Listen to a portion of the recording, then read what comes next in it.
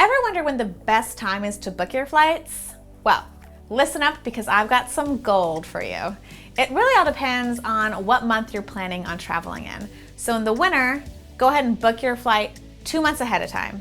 When we get into spring, 3 months ahead. Summer is super conducive for last minute travel, so there we're only looking at about a month and a half ahead, and then fall about 2.5 months. Now really, my best advice for you is to set up online price alerts. These are available across all sorts of platforms and they will save you money. Beware the budget airline. Now sometimes these airlines have amazing deals, but sometimes there are a ton of hidden fees for things like carrying your bag on, getting a water on the flight, etc. So just go ahead and do your research, set your price alerts, and then go buy your tickets. Happy travels, friends.